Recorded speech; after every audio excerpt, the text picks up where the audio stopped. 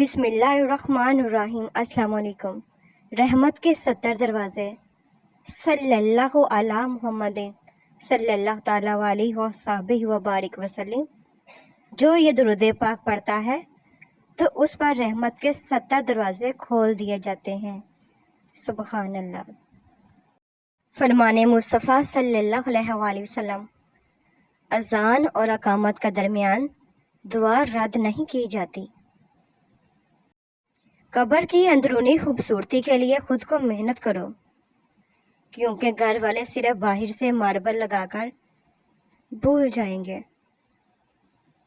نبی پاک صلی اللہ علیہ وآلہ وسلم نے ارشاد فرمایا، اللہ تعالیٰ سے عافیت کا اور معافی کا سوال کرو۔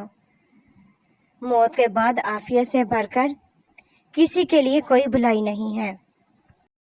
حضرت عائشہ صدیقہ رضی اللہ تعالیٰ عنہ نے فرمایا، موت کو بہت یاد کرو، اس سے دل نرم ہو جاتا ہے۔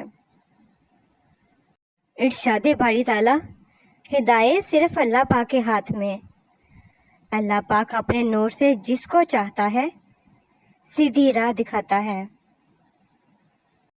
فرمان آخری نبی صلی اللہ علیہ وآلہ وسلم، جب 3 شخص ایک جگہ ہوں تو 2 شخص تیسرے کو چھوڑ کر چپکے چپکے باتیں نہ کریں، یہاں تک کہ مجلس میں بہت سے لوگ نہ آ جائیں۔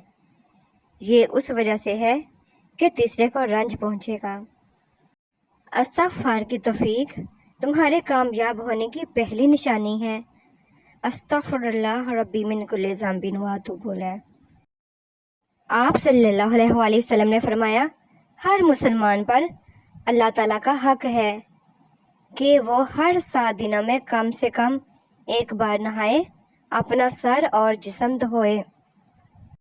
قبر میں نماز کی تمنا۔ رسول پاک صلی اللہ علیہ وآلہ وسلم نے فرمایا، جب میت کو قبر میں رکھ دیا جاتا ہے تو اس کو سورج غروب ہوتا دکھائی دیتا ہے تو وہ بیٹھ کر آنکھیں ملنے لگتا ہے اور کہتا ہے، مجھے نماز پڑھنے دو۔ رسول پاک صلی اللہ علیہ وآلہ وسلم نے فرمایا، جو شخص اللہ تعالیٰ سے 3 مرتبہ جنت مانگے تو جنت کہتی ہے، اے اللہ پاک اسے جنت میں داخل کر دے، اور جو شخص 3 مرتبہ جہنم سے پناہ مانگ لے تو جہنم کہتی ہے، اے اللہ اسے جہنم سے بچا لے۔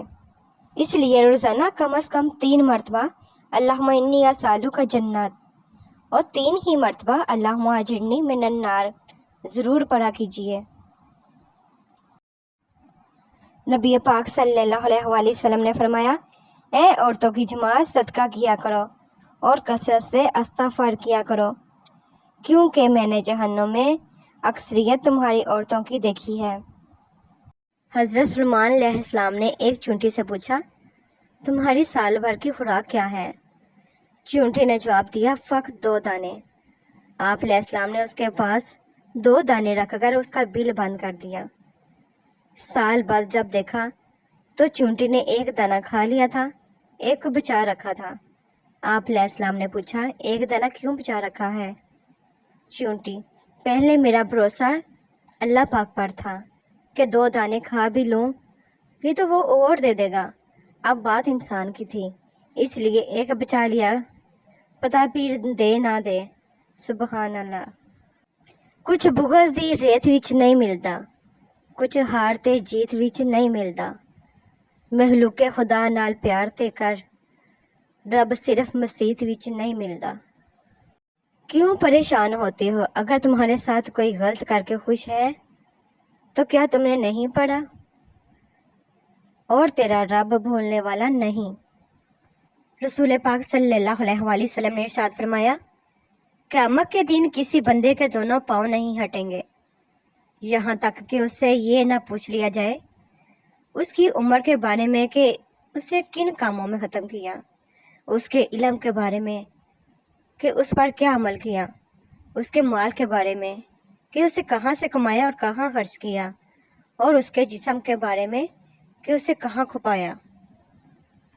رسول پاک صلی اللہ علیہ وآلہ وسلم نے فرمایا، جس نے استغفار کو لازم کر لیا تو اللہ تعالیٰ اسے ہر غم اور تکلیف سے نجات دے گا اور ہر تنگی سے نکالنے کا راستہ پیدا فرما دے گا، اسے ایسی جگہ سے رزق عطا فرمائے گا جہاں سے اسے وہم و گمان بھی نہ ہوگا۔ رسول پاک صلی اللہ علیہ وآلہ وسلم نے ارشاد فرمایا، ہر نماز ان گناہوں کو مٹاتی ہے جو اس سے پہلے سرزد ہوئے ہوں۔ رسول پاک صلی اللہ علیہ وآلہ وسلم نے ارشاد فرمایا، عورت چھپا کر رکھنے کی چیز ہے، بلا شبہ جب وہ اپنے گھر سے باہر نکلتی ہے تو شیطان اسے غیر مردوں کی نظروں میں مزین کر کے دکھاتا ہے، اور یہ بات بالکل یقینی ہے کہ عورت اللہ پاک کے سب سے زیادہ قریب اسی وقت ہوتی ہے جب وہ اپنے گھر کے اندر ہوتی ہے۔ نبی پاک صلی اللہ علیہ وآلہ وسلم نے فرمایا، جس نے نماز فجر جماعت سے پڑھی پھر سورج نکلنے تک بیٹھ کر اللہ پاک کے ذکر میں مشغول رہا، پھر اس نے 2 رکعتیں پڑھی تو اسے 1 حج اور 1 عمرے کا ثواب ملے گا۔ سبحان اللہ۔ رسول پاک صلی اللہ علیہ وآلہ وسلم نے ارشاد فرمایا، رسول پاک صلی اللہ علیہ وسلم سے ایک شخص نے جہاد کی اجازت چاہی۔ آپ صلی اللہ علیہ وآلہ وسلم نے پوچھا، تمہارے والدین زندہ ہیں؟ عرض کیا، جی ہاں۔ فرمایا، پھر ان کی خدمت میں رہو، یہی جہاد ہے۔ رسول پاک صلی اللہ علیہ وآلہ وسلم نے فرمایا، حضرت ابی بن کعب کہتے ہیں کہ اللہ پاک کے رسول صلی اللہ علیہ وآلہ وسلم، اگر میں ساری دعا میں آپ صلی اللہ علیہ وآلہ وسلم پر درود ہی پڑھتا رہا کروں تو آپ صلی اللہ علیہ وآلہ وسلم نے فرمایا، پھر تو تیرے سارے غم دور اور سبھی گناہ معاف ہو جائیں گے۔ سبحان اللہ۔ وہ شخص اپنے آپ پر بڑا ظلم کرتا ہے جو پورے دن اور رات میں ایک بار بھی استغفار نہیں کرتا۔ استغفر اللہ۔ دنیا کا گھر آباد کرنے کے لیے آخرت کا گھر برباد کرنا عقل مندی نہیں، اور ایسا کرنے والا کبھی سکون نہیں پا سکتا۔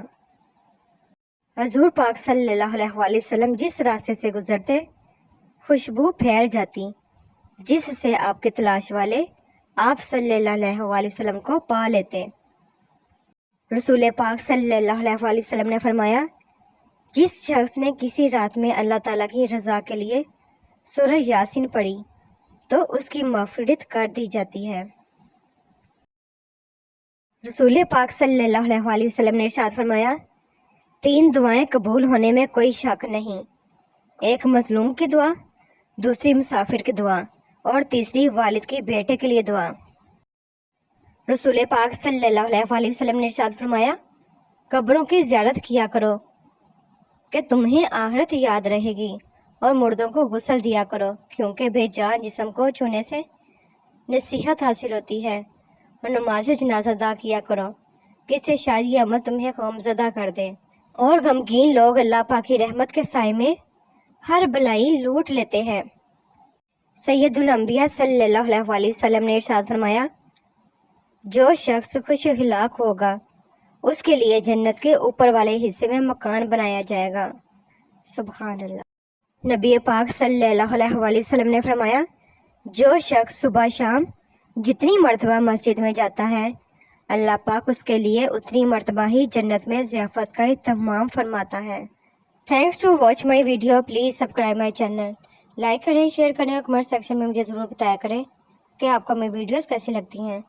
خوش رہیں، آباد رہیں، اپنا اور اپنے پیاروں کا خیال رکھیں۔ ملتے ہیں نیکسٹ ویڈیو میں، تب تک کے لیے اللہ حافظ۔